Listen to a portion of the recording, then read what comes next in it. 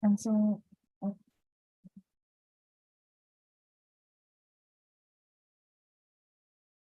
bisa dimulai sekarang. Ya. Assalamualaikum warahmatullahi wabarakatuh. Good morning, ladies and gentlemen. Our event start to begin. Let's to turn on camera and use the virtual background which is available in the comment box. I'm Jeffrey Bandwijayat, and it's my honor as the MC for our third series on Podcast Professor Event 2023. And on behalf of the organizing committee, we express our appreciation for presence all the participants today. Today event is third webinar series, the last event of WCP series, and we will discuss about treatment of produced water with photocatalysis, recent advance, affecting factor, and future research prospect. Before we start to talk about it, let me read our schedule for today. Our agenda today will be start with opening speech from Head Department of Industrial Technology and Process, Andi Ismail PhD.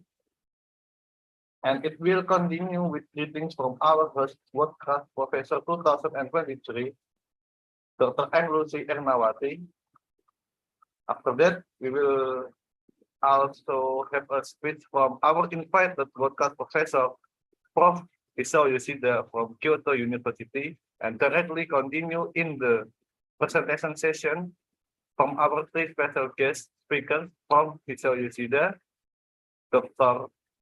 Farhana Bindi Aziz, and Prof. Paul Ten.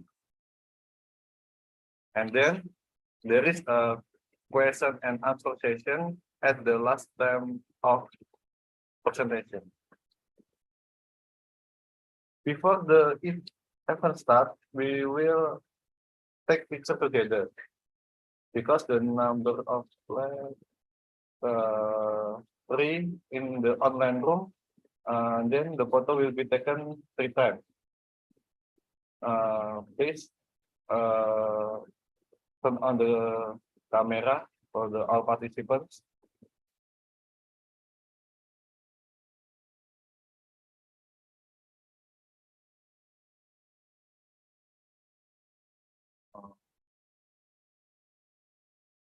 Okay, count on me. We will start from the first slide. 1, 2, 3. Okay. The second slide. 1, 2, 3. And last slide, number 3, and 1, 2, 3. Okay, thank you everyone. For first schedule, we will have an opening remark from Head Department of Industrial Technology and Process. Please welcome Andi Ismail PhD. The time is yours. Okay, thank you very much, Mr. Chairman. Good morning, everyone. It is very honor to me to give the first speech today, the opening speech. So, a very warm greetings to all participants and audience for this international seminars. And good morning to you also for providing your time and to attend this workshop professors meeting and this morning. Before opening this international seminar, I would like to introduce a little bit about Institut Teknologi Kalimantan. So ITK, or Institut Teknologi Kalimantan, was established in 2012 as a part of the master plan for acceleration and expansion on Indonesian economic development at the time. At the moment, in East Kalimantan, we have only one state university, although there is also some private university, which is called Mula Warman University. So the first time, during the first students, ITK start collaborating with 10 November Institute of Technology in Surabaya, with later also providing ITK first campus, which is located in Surabaya as well. So starting from 2014, ITK had already accepted students in 2012, and 2014, the lecture was moved to Balikpapan and starting to provide lectures there, with also providing ITK first campus. ITK has already started accepting campus in 2012, as I said before, with total of 100 students from specifically or exclusively from East Kalimantan as a first year's batch. By 2013, the numbers of majors available also increased. So at the time, there are several majors, including electrical engineering, mechanical engineering also, and civil engineering. And ITK started accepting students from outside East Kalimantan as well, including from Java. So today, we came up with the third last event of the world-class professor program. And this is also, I think, the fourth time in, or the fifth time in our department. And I'm very proud with this world-class professor international seminar. So specifically, many thanks for the world-class professor organization committee as well for organizing this event. For their lot of hard work was put in to ensure this event can be held as well.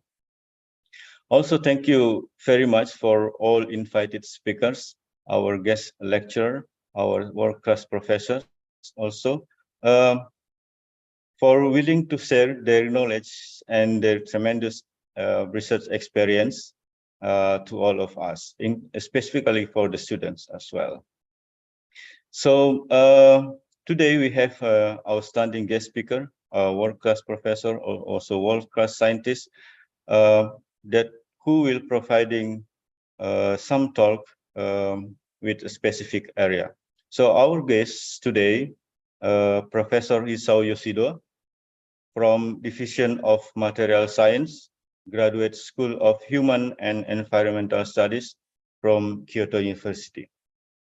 And then it will be continued by Professor John G. Paul Chen from Department of Civil Environmental Engineering, National University of Singapore, or what we call NUS.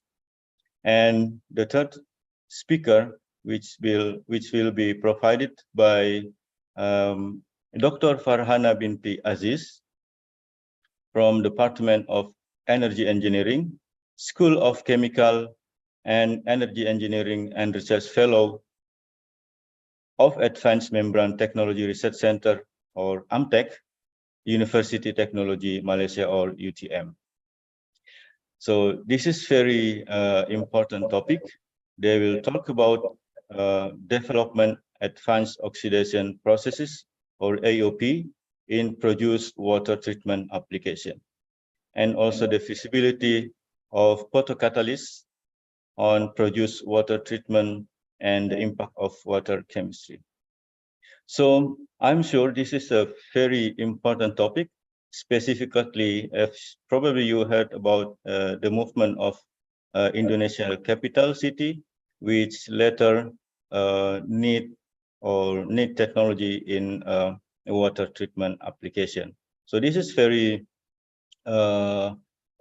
important challenge topic as well.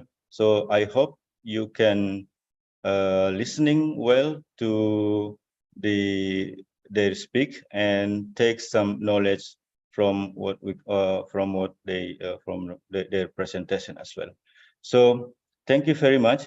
Have a nice time and enjoy the international seminar. Thank you. Thank you, Mr. Andi, for the great opening remarks, and we will continue with speech from Dr. Lucy Ernawati as our first of broadcast professor today. Please welcome Dr. Lucy Ernawati. The time is yours. Okay, thank you, Pak Jeffrey, Mr. Jeffrey. Good morning, all the participants. Honorable mention, Head Department of Industrial Technology and Process, Kalimantan Institute of Technology, Mr. Andi Idil Ismail, PhD, for giving the opening speech today. Honorable mention, our outstanding guest speakers here also with us. On behalf of this host of this event, I welcome every one of you.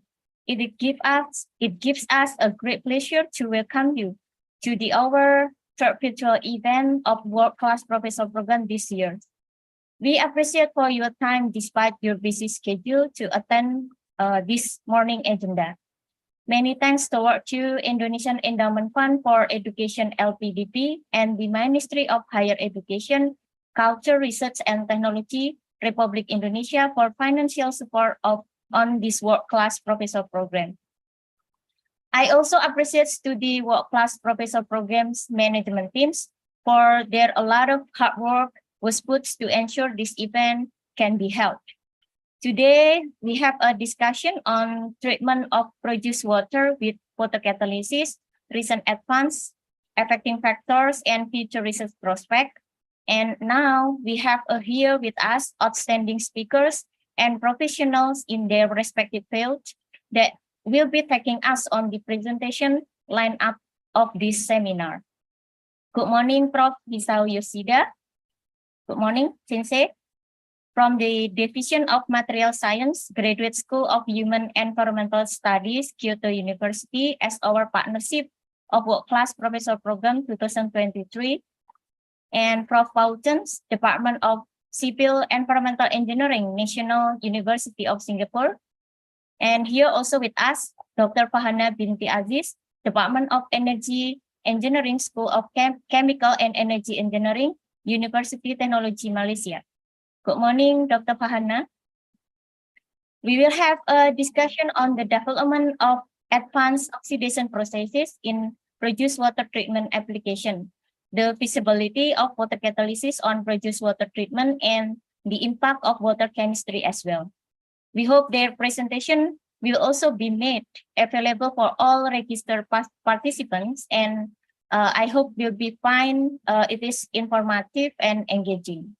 Here also, Ms. Rizka Lestari will serve as the moderator to oversee and facilitate all of this session in these meetings today. So please kindly mute your devices while the facilitator is speaking so that others will be not distracted. Thank you once again for joining our last event and enjoy our virtual events today. Thank you, everyone.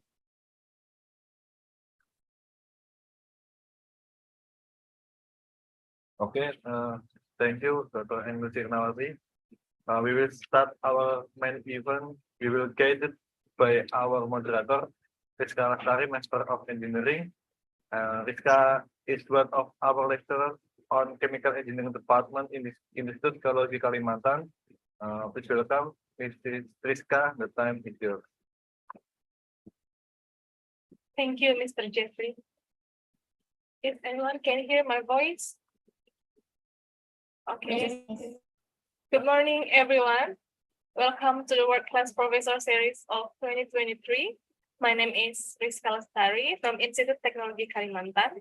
It is my honor to be your moderator today.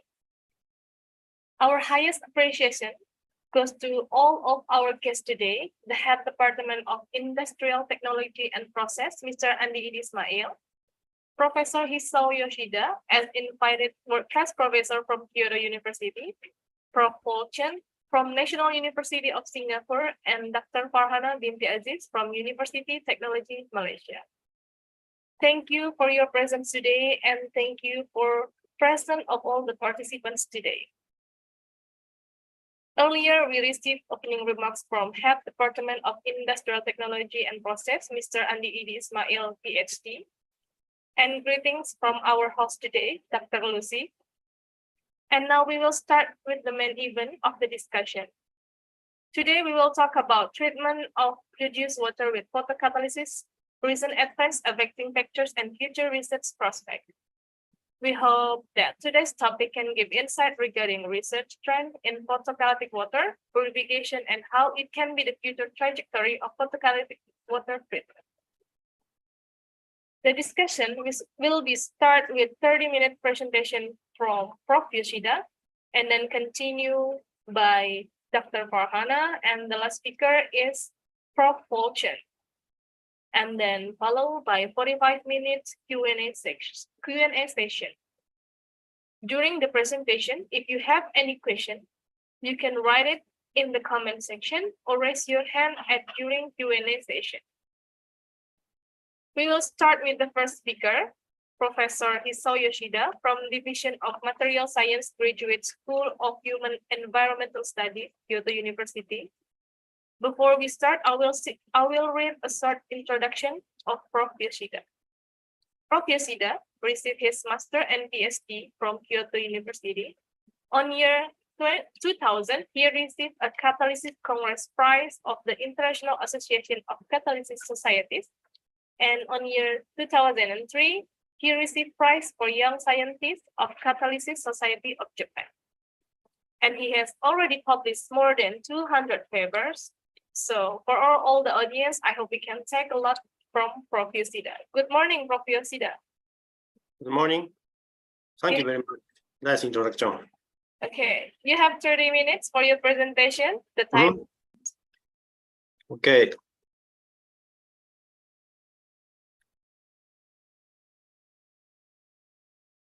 Can you see the slide? Yes, we can see. Okay. Let me start. Today, I will deliver the two topics of the photocatalytic water treatment. First, I introduce you the background of the photocatalysis, and second, the ammonia decomposition in water. And third is the degradation of organics in water, of course, and the conclusion. So this is my CV. Now I work at Kyoto University and study the photocatalysis. Then I published many papers, including the water treatment. So before starting the main topics, I want to remind you the chemical potentials of the organics or some other compounds. All chemicals have their own potential energy. You know, the molecules or materials having the high chemical potentials is unstable and reactive to other species. And opposite, lower one is very stable. You can see the table here. You can see, for example, benzene is a large potential of the chemicals. And opposite side is, for example, CO2 is a very stable. So that we can do the reaction with benzene easily. However, to convert the carbon dioxide is very difficult. Then, usually the reaction start from the chemicals having the higher chemical potentials and down to the lower chemical compounds like carbon dioxide and water. In this case, we can get the energy. For example, the mobile cars use the gasolines to get the power to drive. Then, so it is a usual chemical reaction directed to the downhill type of the reaction, the energy. And if there are no energy input, all reaction always directed to this reaction. Then we can summarize all reactions into two types. One is a downhill type reaction, hexagonic reactions.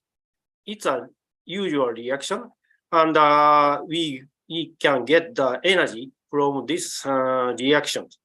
And this is a thermodynamically preferred reaction. It's usual. The unusual one is this one, endogonic reaction, uphill type reaction. For example, water can be decomposed to the hydrogen or oxygen by using the energy, electric energy or photocatalytic energy. It's a very special reaction. However, you know, the photosynthesis with the plant or bacteria, they can give the reactions in nature. So, but today we won't discuss about the photocatalysis. Photocatalysis can promote both type of reactions by using photo energy, even at room temperature. It means we can promote it without consuming other chemical powers, chemical potentials. So we developed the photocatalysis into 3 categories. One is environmental use. So we can clean up the air or water. This is already the applied to our lives already. Actually, in Japan, we can see some TiO2 coated materials for the building or trains or windows. It is very applicable. Now, I know many countries try to use this technology to purify the water. The second is it's also very important section for the photocatalysis, the solar energy conversion to chemical potentials, like water splitting to hydrogen energy or CO2 reduction. It was the topics the previous seminar you may attend it.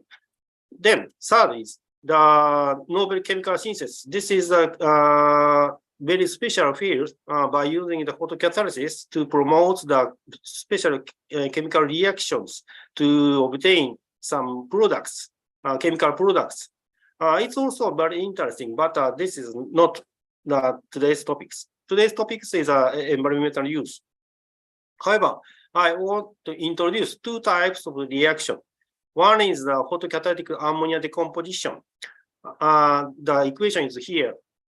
Ammonia can be decomposed to the nitrogen and hydrogen.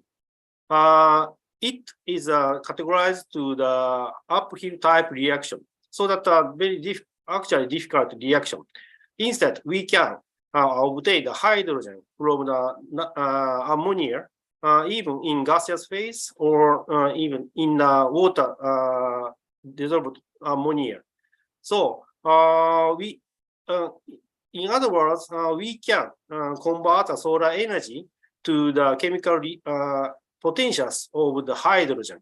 So we can change the formula of the energy from the light to the chemical potentials. Then second topics I will derive is the photocatalytic degradation or decomposition of organics. In this case, organics can be oxidized usually by using the oxygen, the O2 or water to become the carbon dioxide and water. In this case, of course, the reaction is a downhill type, so that yes, so that the reaction is relatively easy compared to the high uphill type reactions. But it's quite useful to decompose the contaminant in the water to be in inorganic compounds like carbon dioxide and water. So that today I will deliver the 2 topics from our works. Here I explain the principle of the photocatalysis. this is the cartoon, the particle of the titanium oxide. If we irradiate the titanium oxide by light, the excited electron and hole was generated.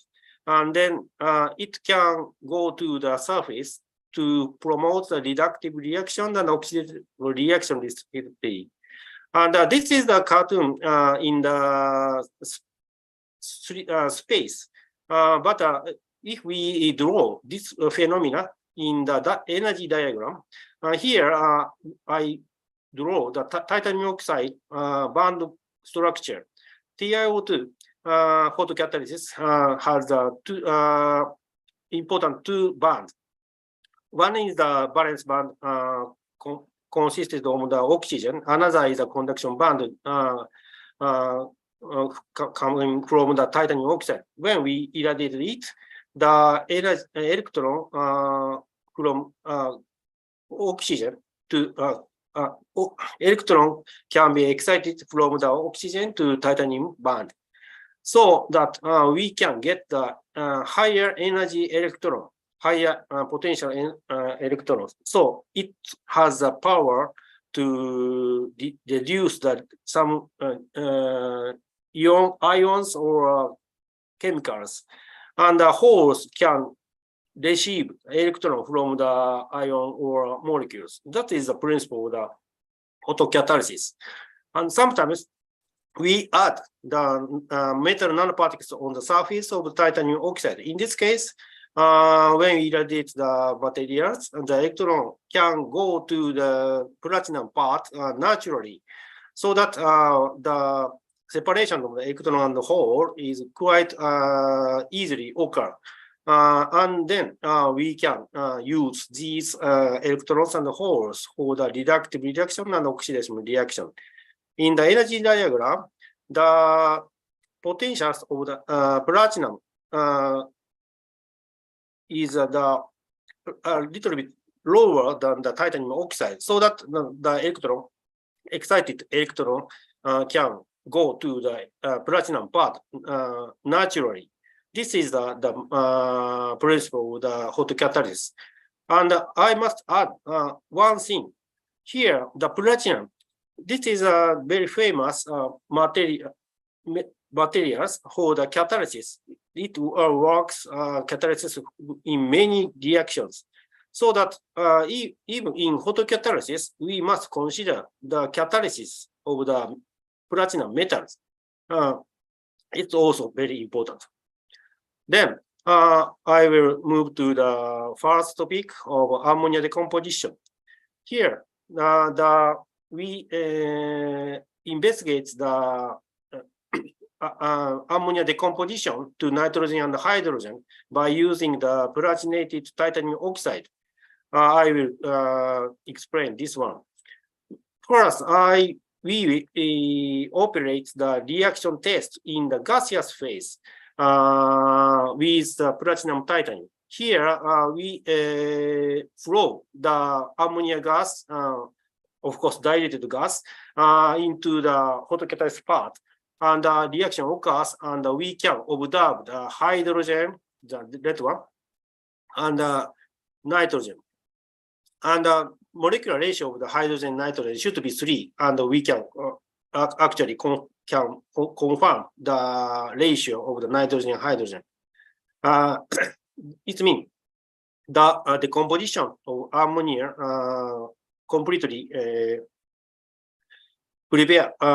provide the nitrogen and the hydrogen in this case. And as I said, this reaction is an uphill type reaction, so that photo energy must be consumed to generate the hydrogen energy.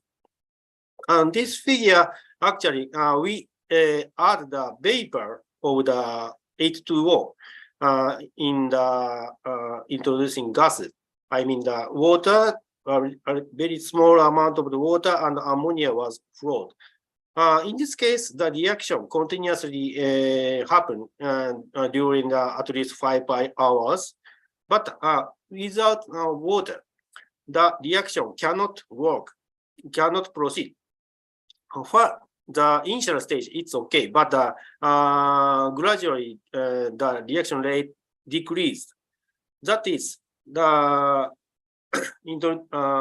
satisfy the water is very important for the photocatalytic reaction. After some investigation, we found the water can remove the byproducts. In this case, NH4 plus. It can be formed in the on the photocatalytic surface, but and inhibits the photocatalytic reactions. But the water can remove this species on the surface. So that if we introduce the water in the system, the reaction continuously promote. And another important point is the platinum. In this case, the platinum is necessary. Without platinum, the products, of course, reaction occurs.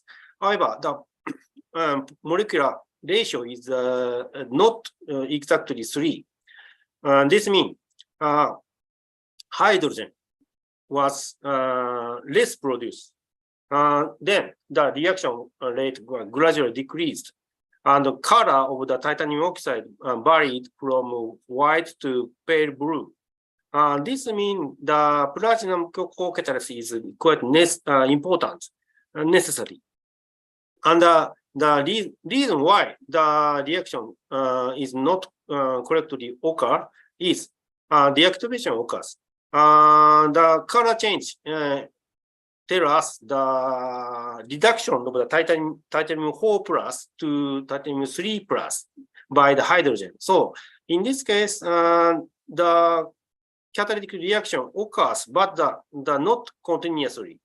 So this is a problem. So that we must use platinum in this case. This is because I said the catalysis of the platinum is important. Here, actually, the platinum can assist the hydrogen production. I mean, after the photocatalysis produce the hydrogen radicals, the coupling of the radicals is necessary. That is promoted platinum catalyst. That is the importance of the platinum. And at optimal conditions, ammonia conversion was 96%. During the 3 seconds. It means if we extend the reaction time or the reactor, we can decompose ammonia completely. And the platinum surface acts as a catalyst, and we calculate the turnover frequency.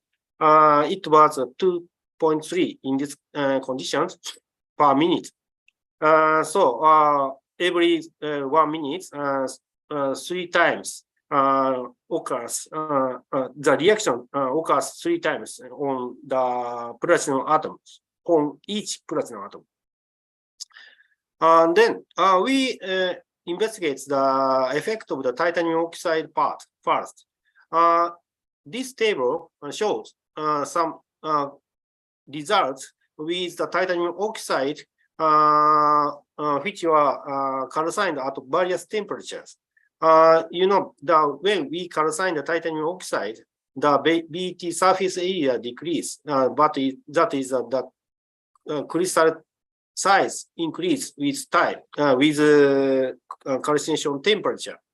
And these catalysts were decorated by platinum, and they can work as a photocatalysis to produce the hydrogen and nitrogen, three hydrogen and 1 nitrogen correctly. And but very high temperature was used to calcine the titanium oxide. In this case, the very small BT surface area and the large particle. In this case, the reaction rate is very small. This means the reaction occurs, of course, the reaction occurs on the surface of the titanium oxide mainly, And the surface area of titanium oxide is quite important. This graph is correctly indicates the importance of the surface area of the titanium oxide. And another point is we also investigate the rutile titanium oxide, another phase of the titanium oxide. In this case, if the titanium oxide has a large surface area, the reaction did not occur. That is that is evidence for the importance of the phase of the TiO2. The second, we studied the effect of the co-catalyst on titanium oxide, like platinum co-catalyst or rhodium, palladium, gold, and so on. In this case, many kind of the metal co-catalysts can promote the reaction. As you see, the catalyst without co-catalyst cannot produce the hydrogen and nitrogen, but the other metals help the reactions to produce the hydrogen and nitrogen correctly. Then these metals has a different work function. Work function means that how work function is the Fermi level of the metal species.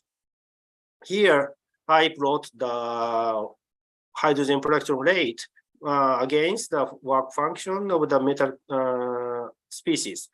As you know, platinum has a large work function. I mean, lower Fermi level. In this case, the reaction rate is very large. And the right plot is the logarithm of the hydrogen production rate. It seems very nice correlation. At least that details is not so clear, but at least we can say the higher work function is preferable as a co-catalyst. Here, the map of the Fermi level of the materials and the titanium oxide. Here, the valence band and the conduction band. So you know, the electron can go up to this potential. After that, the electron can go down to metal species.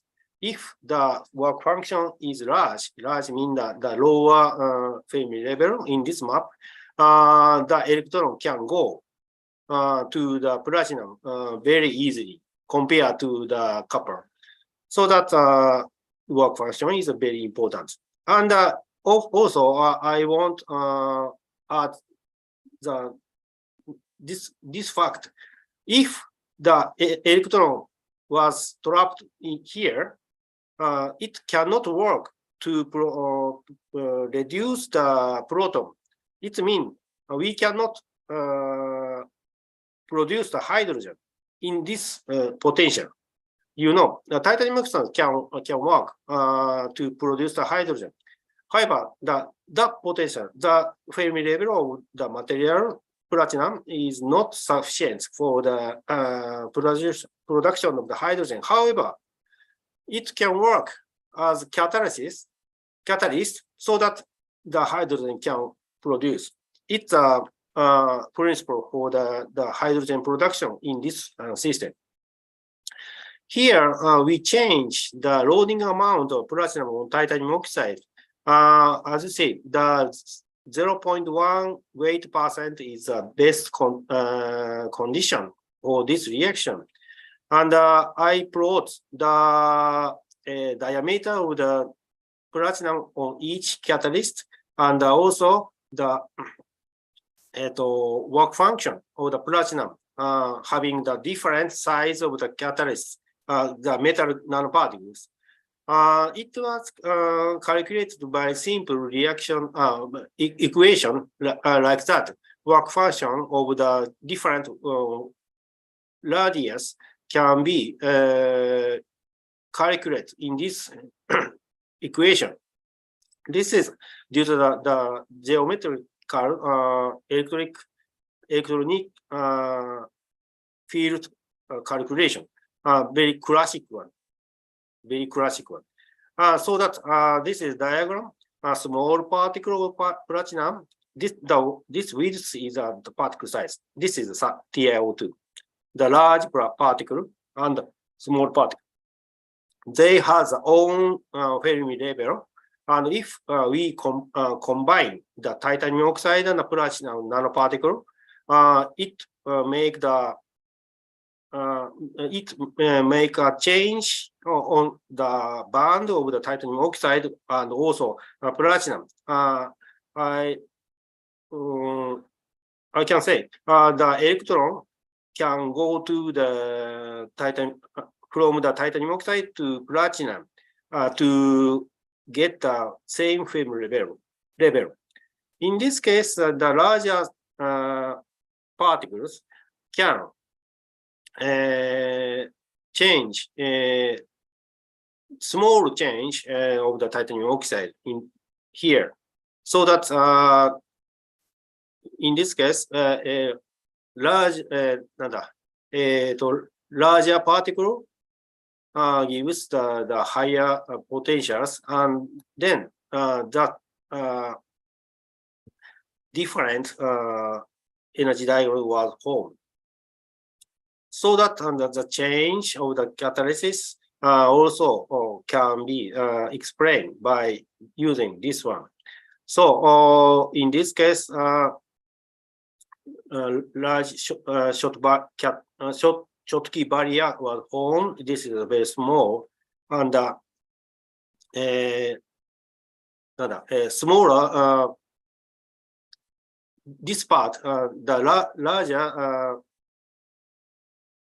work function gives the higher activity. Another point, I finally move to the aqueous solution. Ammonia can be decomposed in the gaseous phase, as I said, and also, of course, in water. And water containing ammonia is not is toxic for the nature, so that we must treat that water ammonia, aqueous ammonia in the environment, and also at the same time we can get the hydrogen energy from that solution. Here, titanium oxide is another titanium oxide, and the platinum are loaded with 0.1 weight%. And the aqueous ammonia with different pH conditions. As you know, the ammonia can be dissolved into water to produce an NH4 plus ammonium cation and OH, so that it produces the basic or alkaline water.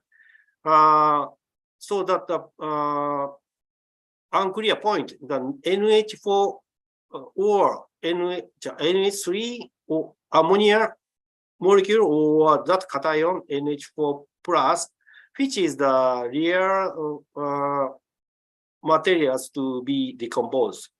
When we introduce ammonia in the water, of course, a high pH was obtained. In this case, from the equilibrium, these reactions, we can calculate the almost all NH3 exists as a molecule, and a very small amount of NH4 plus cation exists in these conditions. Then the reaction occurs here. Hydrogen and nitrogen can be decomposed, produced from the ammonia aqueous solution correctly. Instead, if we change the reagent, this one, in the acidic solution, in this case, this equilibrium is a different situation. So the ammonia molecule is 7.5, instead, NH4 plus is larger amount of the ammonia. In this case, the reaction, of course, proceeds, but the reaction rate is not so high. It's due to the amount of the NH3 plus 3 molecule. So the reactions must start from the ammonia, but not the NH4 plus. This is our ESR study to get the information of the reaction mechanisms. The two A and B is the TiO2 photocatalyst without platinum, and before photoirradiation is the A, and photoirradiated one, this one, the green one. The fine structure of the ESR spectrum shows the formation of the NH2 radicals from the ammonia by oxidation by the hole. And another part shows the electron trapped by the titanium 4 plus. So that in this case, the ammonia was oxidized to the amide radicals.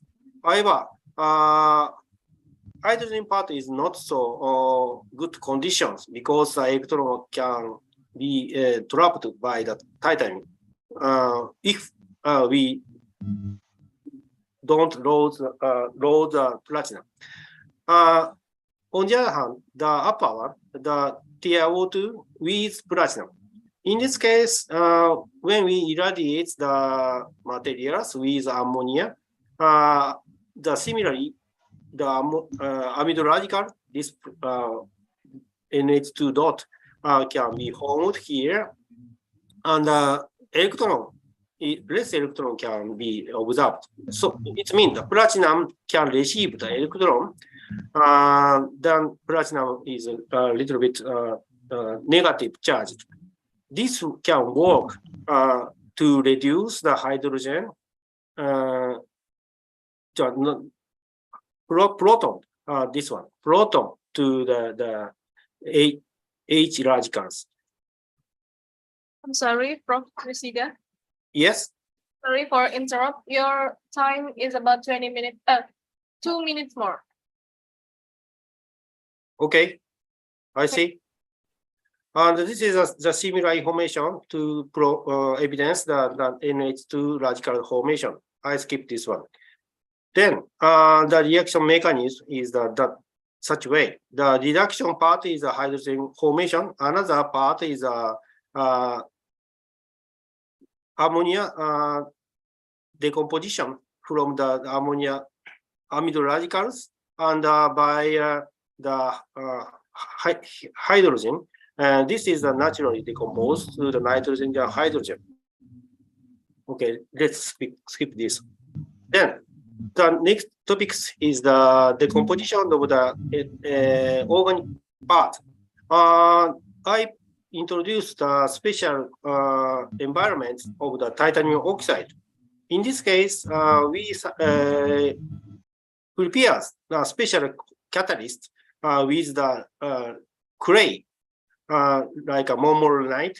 In this case, the titanium oxide hot catalyst can be inserted to the clay layers to expand the layer interspaces. So, like a sandwich, and TiOs exist here, and decompose the organic matters by the photocatalysis here in the inside of the spaces to produce the carbon dioxide and water. So this is a quite efficient absorption of the organic matters, and efficient photocatalysis can be achieved. This is a procedure of that materials. First, we prepare the TiO2 zone. In this case, this is not really TiO2, but like amorphous TiO2 in the water. This is the charged positively, so that it can be exchanged with the cation in the monolinite, so that we can introduce the TiO2 into the layers, between the layers of the glaze, and it can be converted to the TiO2, solid TiO2 crystals by calcination at higher temperature. In this case, we add the additional procedure before the calcination. This is a hydrothermal treatment at lower temperature, but it's quite important to produce the crystals of TiO2. This is the one information of the specific surface area and the total volume of this TiO2 pillared clay photocatalysis. As here, we can recognize the interlayer distances of the clay layers. So 3.1 nanometer. This is enough to welcome the organic matters like here, dibutyl phthalate in this studies. This is organics. It can go into the that structure. And this is the results of the decomposition of the organic matters. And the crystallized titanium oxide gives the higher activity than the TiO2, just calcined TiO2. That is the one of the evidence. The crystallized titanium oxide is efficient for the photocatalysis. This is a table. Another experience is when we change the hydrothermal conditions, the temperature over times, they provide the different for diameter or force the different TiO2 crystal size, and also the surface area. And this is the evidence for the structure. I will skip this one. And here, the table image of these materials. Can you recognize the black dot? That is the TiO2. And the left side, this one is untreated, hydrothermally untreated, I mean. So that the TiO2 is not so hardly correctly crystallized. And right side, we can see the larger black TiO2 crystals in between the layers of the clays. This is the highly active photocatalysis. And also, this gives the isotherms of the nitrogen. This graph is the absorption desorption isotherms of nitrogen, which gives the information in the pores, in this case, layer structures. And some high hysteresis can give the information that has a small mesopore structure, so that we can image that kind of structure. Many parts of the sandwiches with titanium oxide and clay layers, in this case, and sometimes we can find the mesostructure in these materials. And also, we can consider the structure of the titanium oxide with the UV visible spectrum. In this case, we can see the change of the particle size of the TiO2 by using this one. And the smaller particle size gives the lower energy of the threshold. So that we can consider the size effect of the TiO2. I mean, smaller particle size is better for the photocatalysis.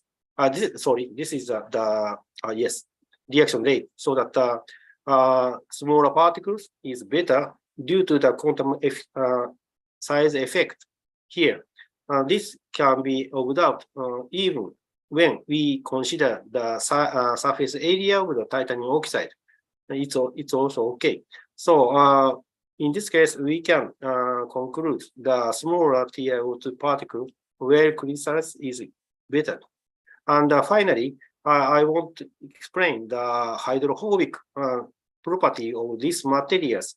This materials is ion exchange matters, so that the materials show the hydrophobic properties.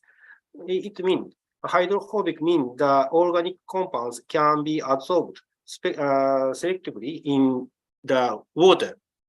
So this property is quite important. For example, humid silica is a very high hydrophobic values. That is good, but unfortunately, it cannot hold the titanium oxide. This is another evidence of the hydrophobic properties, quite important to catch the organics into the layered compounds. There are some kind of chemicals with different hydrophobic properties. And if we compare the different hot catalysis having the different hydrophobic properties, clearly showing that this is the reaction rate of the photocatalysis. So hydrophobic photocatalysis gives the higher reaction rate.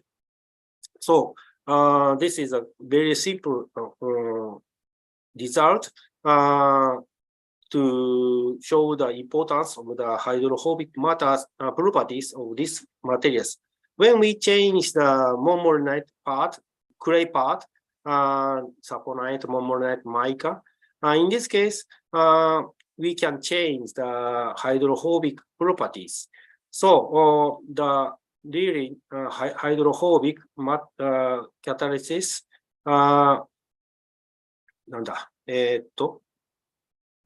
gives the higher production rate of carbon dioxide from the organics. Here, catalysts with mica having the higher hydrophobic. Your time is up. Okay, thank you. So that you can recognize the hydrophobic clays also contributes the photocatalytic reaction into carbon dioxide. This is not the aqueous solution, just toluene vapors. And also the same information. I skip this one. So that this is my conclusion. The first part is the composition of ammonia. In this case, we investigate the reaction mechanism of the ammonia decomposition. And this is some information of the reaction mechanism. And another part is the organic compounds decomposition with pillared clay, pillared TiO2 clay.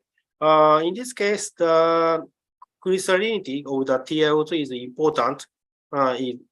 This is very clear. And another point is the smaller TiO2 crystals between the clay is important. And the final one is the hydrophobic properties can contribute to decompose the organic compounds in water, also in gaseous phase also. Okay. This is an acknowledgement for the students and the professors and the financial support. And this is my laboratory's current works. Now we are concentrated to reduce the carbon dioxide or convert the methane into the ethane and the hydrogen, and also organic synthesis by using the photocatalysis is also very interesting. And finally, photothermal conversion of methane and carbon dioxide into hydrogen and carbon monoxide by using the new system photothermal catalysis.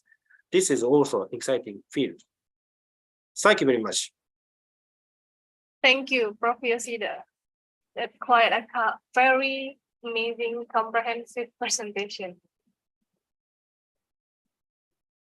Okay, we will keep all questions till the end of the session. If you have any question for Prof. Yoshida, please put it in the comment section or raise your hand during Q&A session after the presentation session. We move on to the next presentation and will be delivered by Dr. Farhana Binti Aziz from University Teknologi Malaysia. She is a senior lecturer on Department of Energy Engineering, School of Chemical and Energy Engineering, Faculty of Engineering, University Teknologi Malaysia. She got his master and PhD from UTM and also start her career in UTM from 2015 until now. After finishing his PhD program, she continued to always make the proud achievements. And the last awards that she got is in Publication Award for 2021, Excellence and Appreciation Awards in UTM. I hope you all can take a lot from her presentations today. Good morning, Dr. Farhana. Hi, good morning. Can you hear my voice? You have 30 minutes for presentation. The time is Okay. yours.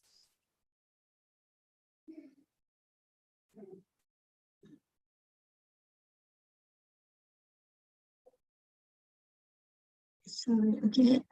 Assalamualaikum warahmatullahi wabarakatuh and very good morning to everyone. Can you all see my slide? Yes. Yes, I hope so. Okay. My name is Farhana Aziz. I am a currently senior lecturer at Department of Energy Engineering, Faculty of Chemical Energy Engineering. And I'm also an Assistant Research Fellow at UNTUC, Advanced Membrane Technology Research Center.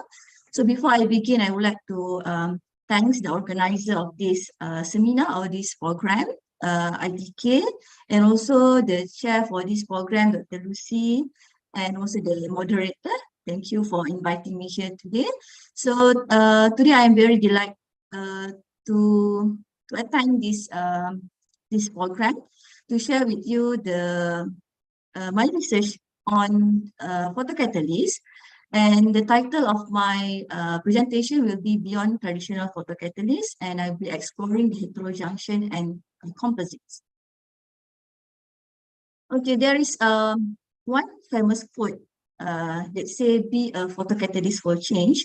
And photocatalyst, in my opinion, is a very interesting material because once it interact with sunshine or artificial light, it will change its surrounding. This is almost magically change its surrounding.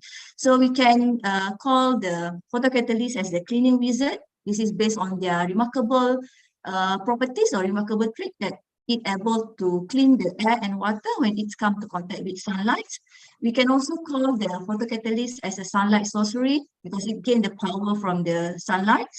Energy transformers, because as we know that it can turn water into hydrogen and oxygen by using the sunlight, and also as a sustainable sidescape. So because it can make a process more efficient, it able to reduce the pollution, and also it able to contribute to a greener planet. So that is what the application of the photocatalyst or interesting thing about the photocatalyst. So before we go to the part of the content of the presentation, I would like to share a little bit about the history of the photocatalyst, or we call it as a photocatalyst timeline. So as we know that photocatalyst has been discovered by Akira Fujishima and also Kenichi Honda in 1972. So they discovered about the application or the phenomena of the photoelectrochemical splitting of water on titanium dioxide electrodes. And in 1980s, the research in heterogeneous photocatalysts has gained momentum. So people are exploring the use of semiconductor material like TiO2 to generate reactive oxygen species and facilitate various oxidation and also reduction reactions. And in 1990s, research has been expanded to include development of various other semiconductor photocatalysts. So people are already trying to use different types of semiconductor other than TiO2, such as zinc oxide, also tungsten trioxide, and other metal sulfides. And in early 2000s, efforts to improve the photocatalyst efficiency has led to the development of nanoscale photocatalysts. So at this time, people are looking into the catalyst engineering, trying to develop photocatalysts in the nanoscales. And in mid-2000s, visible light-driven photocatalyst has gained attention. As we know, TiO2 is only active under UV light, so people are now try to develop visible light-driven photocatalyst so that it can utilize the broader portion of the solar spectrum for energy conversion. And in 2010, the development of photocatalysts has been expanded beyond the environmental remediations and water splitting, which include the application of CO2 reductions, organic synthesis, and even self-cleaning surfaces in architecture. We put photocatalysts on the surface in order to clean the air. And additionally, research has been focused on incorporating co-catalysts, heterojunction, and also plasmonic material to further improve the charge separation and also overall efficiency.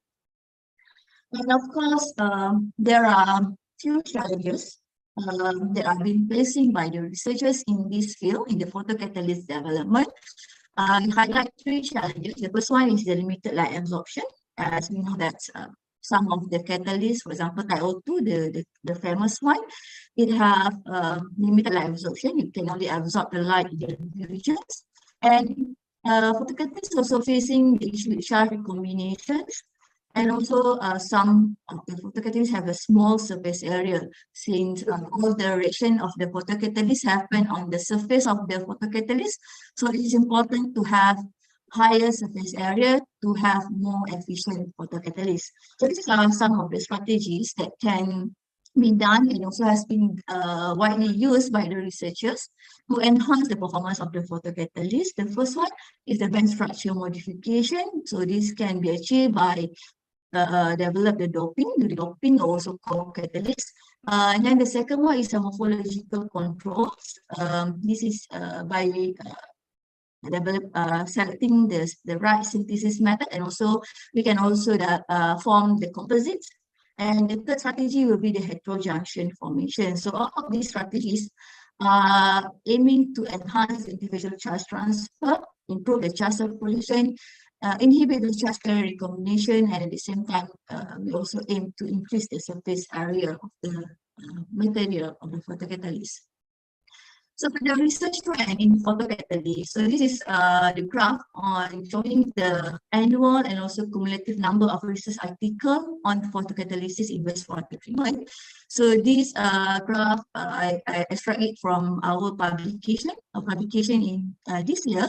We do the review on the research trend on the usage of photocatalysis for wastewater treatment.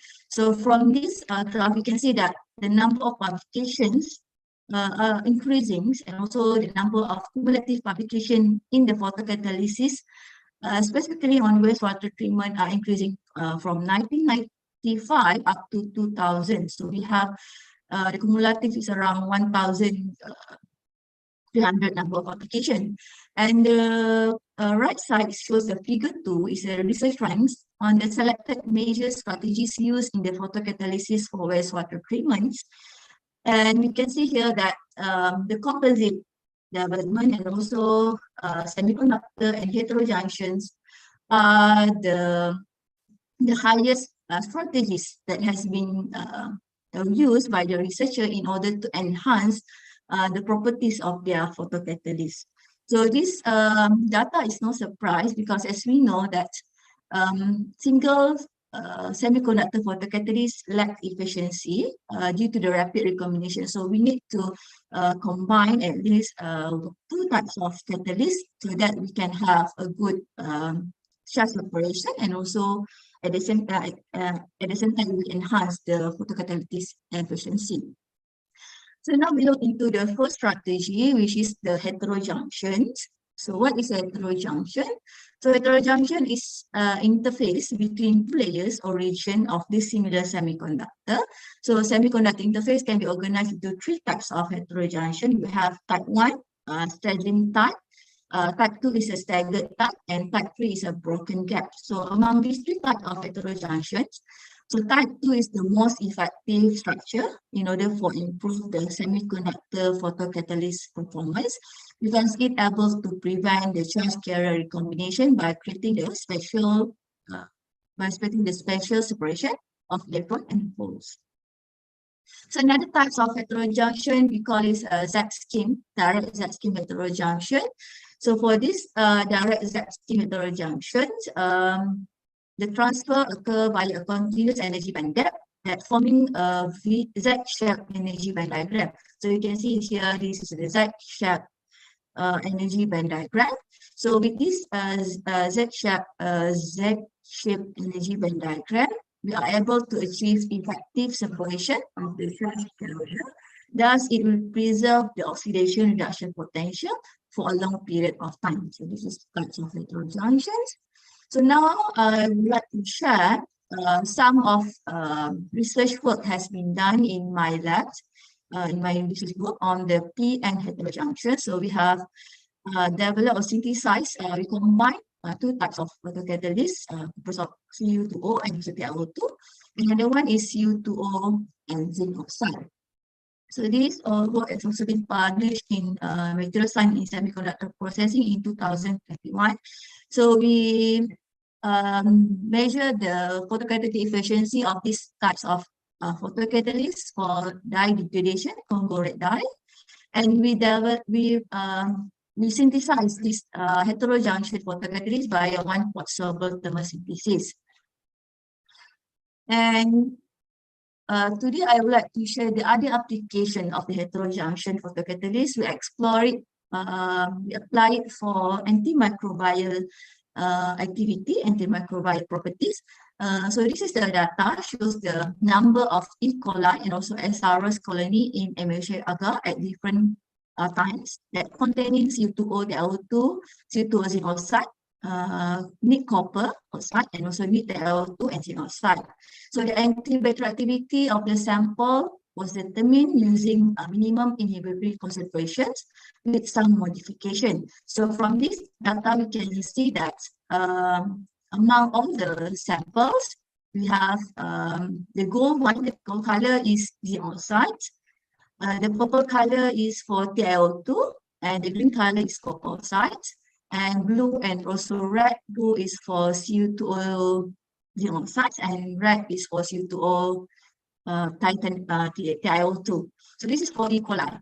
So from this data, we can see that by performing heterojunctions, by developing heterojunction, which is Cu2O TiO2, we have a very good antimicrobial properties. We can see that around 20 minutes, we have completely degrade of the bacteria or inhibit the growth of the bacteria.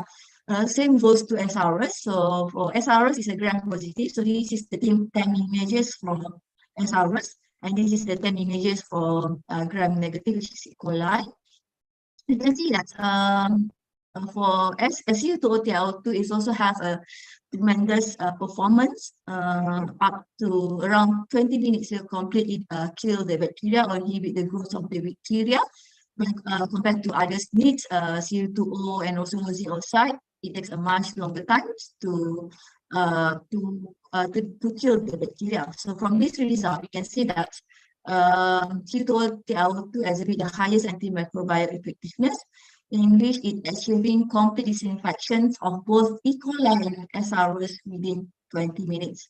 So we observe our the bacteria observation were being observed using TF in order to reveal the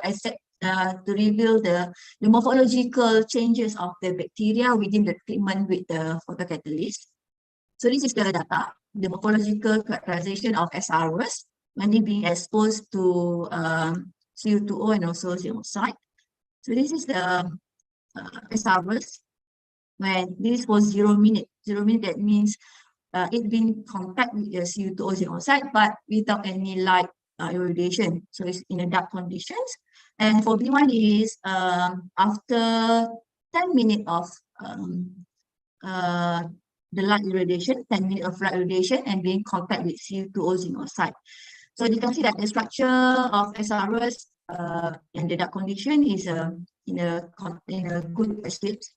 And after they go with the CO2 ozone oxide photocatalytic treatment, we can see a significant change with irregular shapes within 10 minutes. And later, after 20 minutes of being in contact with CO2 ozone oxide, we can see the cell of the membrane has been severely disrupted. So this is the cell of the membrane.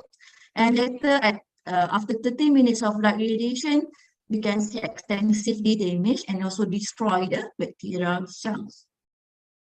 And for CO2-TL2 has been shown earlier in the other slide, that CO2-TL2 have a very good antimicrobial properties. Is within 20 minutes is completely kill the bacteria. So this is the data, the characterization using TM. You can see that after being exposed to CO2-TL2 under visible light irradiation, we can see that within 10 minutes, all the cell wall has been damaged, and we can see that some of the they release some of the what we call as the content inside the bacteria. So same goes to the E. coli. So you can see that they are demonstrated a rapid killing properties for CO2-TL2. So the interaction and attachment of bacteria actually can be influenced by the surface characteristic and also the crystal structure of the photocatalyst, CO2 ozone oxide, also CO2-TL2. Surface energy, charge, and also chemical structure of this substance can also influence how well it can damage the bacteria. And also it's important to note that the antimicrobial effectiveness of the material can vary depending on the factors like particle size, the surface area, and also the specific microorganism involved. So the finding of these this data demonstrate that by combining CO2-TL2 in a composite, it can improve the bacterial inactivation due to the synergistic effects of the sustained copper-ion release. As we know that copper has a good antimicrobial properties. It have a contact killing mechanism, and it also can due to the increase of cross production ability of the CO2-TL2 composite. This is by performing the P and heterojunction, we are able to have a more good charge separation, and thus we can have an enhancement in terms of cross production. And then another thing, we have also synthesis or develop another types of heterojunction. We call it a direct Z-scheme heterojunction. For this research, we combine CO2 ozone oxide with one of the semiconducting polymer, which is polyaniline. This data has also been published in Journal of Environmental Chemical Engineering. We tested it for the conglomerate degradations. And this is some of the characterization information for these types of photocatalysts. For the photocatalyst that we synthesize, is very important to characterize it using XRD. It is one of the characterization that able to give us information whether we have successfully synthesized the material that we aim for or not. So we can see that this is for C2O, and this is for CZ. This one is for CZP. CZ is CO2 ozone oxide. CZP is CO2 ozone oxide and also pani. So we can see that there is a sharp indicate that well crystallized. CZ have a well crystallized. And for the pani peak, it appear very low, and also most of the intense peak present are almost or to be attributed to CO2 ozone oxide. So this is because pani is an amorphous. It has amorphous nature. It's a polymer, so that's why we cannot detect pani from the XRD analysis. But in terms of the BET, of the surface area of the photocatalyst, After we combine C2O, zinc oxide, and also PANI, we can see an enhancement in terms of the surface area, as I mentioned earlier. Surface area is also important properties that we should have in our photocatalyst so that we can have more enhancement in terms of the performance of the photocatalyst. So since we cannot determine the PANI content in our photocatalyst by using SRD, then we characterize it using TGA analysis. So the TGA analysis, the pure form of PANI actually reported to degrade at temperature above 200 degrees C. So from this TGA analysis, we can see that a significant wet loss was observed at region of 200 until 500 degrees C. This is to indicate that the burn-off polymer formed on the surface of the catalyst. So this implies that PANI was deposited on the surface of CZP composite, while the composite can be said to comprise about 28% of PANI content. During the synthesis of this heterojunction, we actually use in situ polymerization. So we add aniline monomer inside during the synthesis method. So that's why we cannot determine actually the content of the PANI. So by doing this analysis, actually we can determine the PANI content in our photocatalyst. So in terms of the optical properties, so this is the optical properties for Cu2O, CZ, and also CZP. All the material is active under visible light radiations based on the optical analysis. And in terms of the PL, photoluminescent to show the charge recombination of the material. The pink one is CZP, which is the heterojunctions, Z heterojunction. The CZ is the PN heterojunction, and this is for the neat polymer. You can see that CZP has the lowest intensity, signifying the lowest recombination and also enhanced photocatalytic activity. So for the photocatalytic study, for this study, we vary the aniline, the monomer contents of the polyaniline. So sample that contain 0.1 milliliter of aniline have the higher photocatalytic activity. So this is data. So the one that have 0.1 of aniline have the highest photocatalytic activity. And the photocatalytic activity increases with increase in aniline compound until it is 0.1 milliliter. So when the amount of aniline was increased to 0.13, the photocatalytic activity reduced significantly. So the reduction in the photocatalytic activity can be attributed to the excessive amount of PANI that may form a closed shell on the surface of CZ, thereby inhibit the catalyst contact with the pollutant and subsequently reduce the light activity of the catalyst. In order to come up with the mechanisms of the photocatalytic activity of our compound CZP, we conduct the radical scavenger study. And from the radical scavenger study, we found that whole and also sporadic radical were the main active species that are responsible for the degradation, while hydroxy radical plays a secondary role in the reaction. So this is a possible charge transfer mechanisms. It follows the dual channel for charge transfer. With the emission of visible light, Cu2O, zinc oxide, and PANI will absorb the photon of light to produce the electron and hole. So this is the PANI. So this is the Cu2O, and also this is the zinc oxide. So the electron that produced in zinc oxide that has a less reduction potential than the electron on Cu2O and PANI. So it will rapidly quench the hole with less oxidation potential on PANI and also on Cu2O. So electron with much higher reduction potential on the LUMO and also conduction band of Cu2O, as well as the hole with higher oxidation potential on the valence band of zinc oxide, could retain the redox potential for a very long time. So this electron here at the Cu2O, electron at the PANI, and also the hole at the zinc oxide will are able to perform the reduction and also oxidation reactions for a very long time. So enhance by formatting these types of heterojunction, we have the enhanced photocatalytic activity with the double Z scheme mechanism. So next is another strategies is by performing the what we call as the composite photocatalyst composites.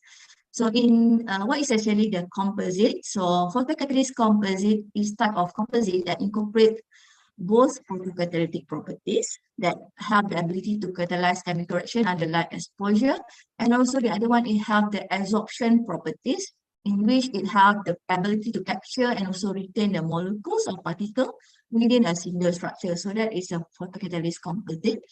And this composite are designed to leverage the strength of both photocatalysis and absorption to enhance their performance in application like environmental remediation, water purification, and also air quality improvements. So the photocatalytic components have to break down and transform the contaminant when exposed to light, while the absorbent component capture and also retain the contaminant on its surface. So as we know, heterogeneous reaction or heterogeneous photocatalyst, all the reaction happen on the surface of the photocatalyst. That's why we combine the photocatalyst and absorbent in order to have higher photocatalytic performance. So this dual action approach can lead to more effective and also comprehensive pollutant removal. So this is the video shows the example of the photocatalyst, and also we combine with the absorbent and apply the absorbent be applied for dye removal. Okay, in our lab we have prepared a few types of we call as photocatalyst composite. The first one we synthesis the bismuth ferrite. We combine with activated carbon for photocatalytic antimicrobial application. So activated carbon, we choose activated carbon because it has a good biocompatibility in removing microorganisms, and it also has an excellent affinity to microorganisms and able to absorb a large amount of bacteria. So the carbon is a good one good sample of the absorbent.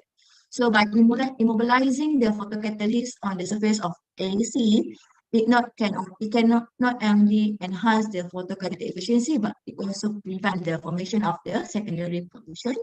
And AC is also known to have a good electron acceptor, and therefore is a good electron donor.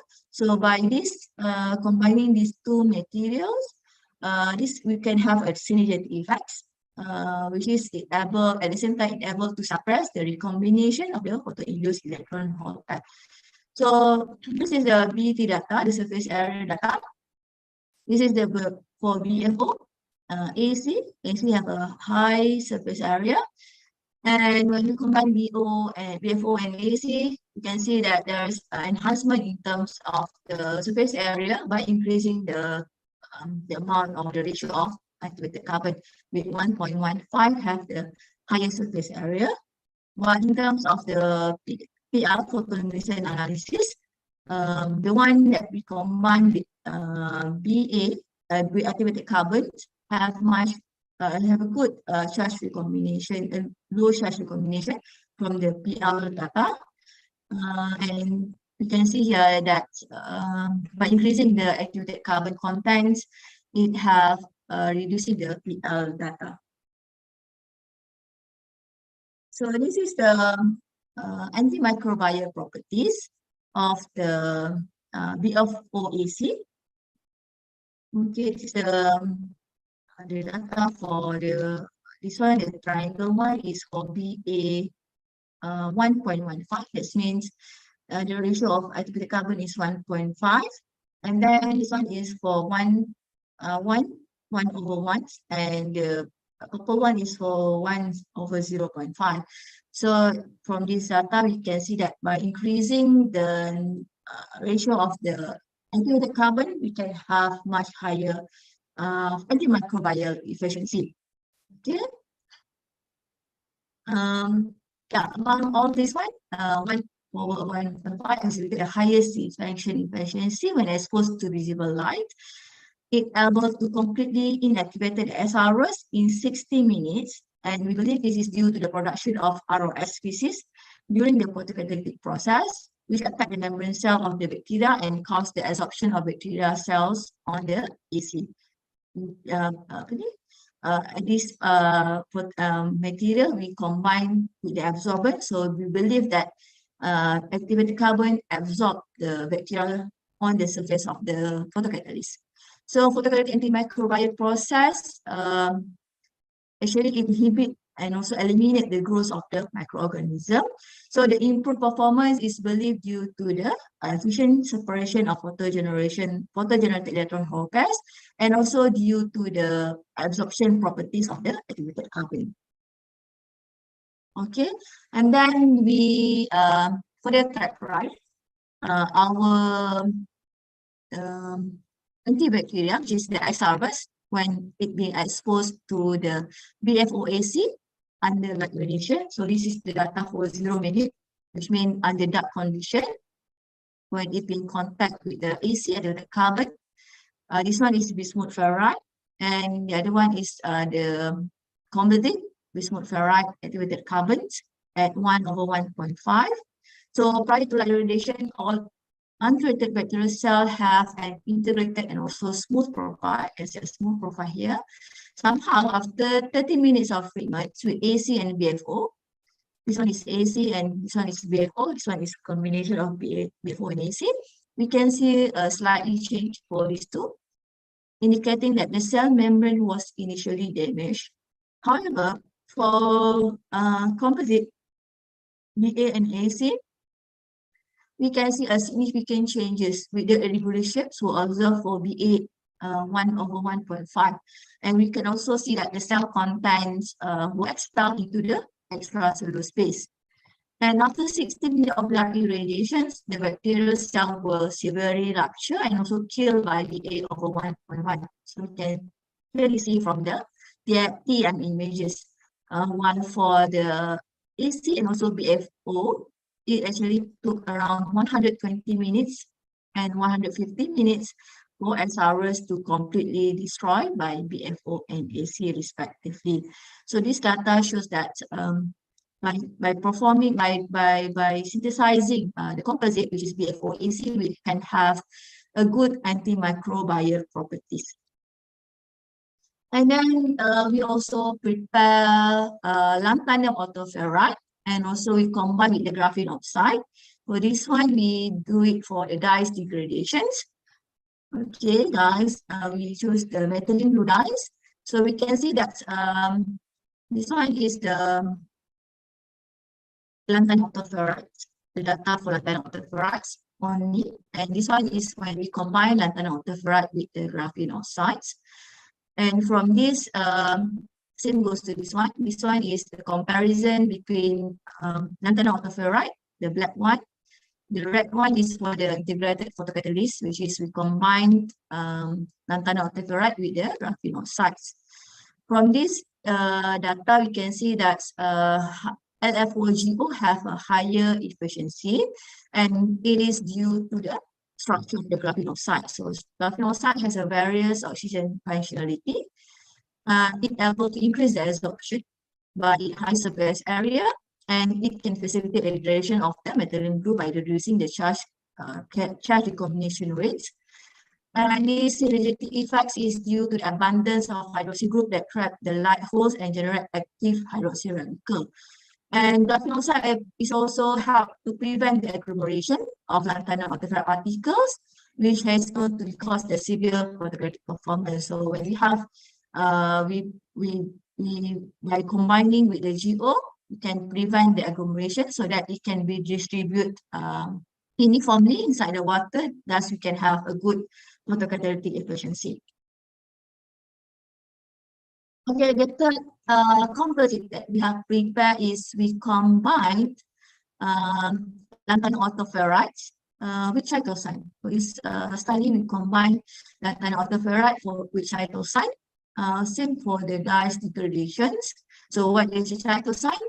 Cytosine is derived from chitin, which is a natural polymer found in the shell of crustaceans like shrimp, crab, as well as the cell of fungi. It is non-toxic. It has antimicrobial, biodegradable properties, and also it has a good absorption capability. So when we combine with the lanthanum autoferrite, which is a visible light active photocatalyst, so this is the UVB spectra for this lanthanum autoferrite. Lanthanum ferrite and chitosan at different weight ratio. This one LC15 and also LC35. Okay, from this figure, we can see that LC15 and LC35 shows higher intensity, which is higher absorption area compared to lanthanum octiferrite for light absorption. And this might be due to the background absorption of the biopolymer, background absorption of the biopolymer, the chitosan. So the background absorption of biopolymer can lead to an increase in the effective light absorption area by enhancing the interactions of light with light sensitive material. And from this figure shows the absorptive photocatalytic degradation of RB5. We tested the photocatalytic properties of our synthesized composite lanthanum chitosan on the reactive lab 5. And from this data, we can see here that this one is represent LC35, which means we have 35 the ratio of chitosan. This one is LC15. And then the triangle one is lanthanum octiferrite, mid lanthanum octiferrite, and the gray one is for chitosan. So we can see from this data that chitosan itself has a good absorption property. So we can see that within chitosan alone, it's able to absorb. So yes. Your time is about 5 minutes more. Okay. Thank you. Okay. Chitosan able to absorb a lot of RB5 within 2 hours. So by incorporating the absorbent with lanthanum octiferrite, the absorption capacity of lanthanum octiferrite increased significantly and it exceeds the chitosan itself. So you can see from this data.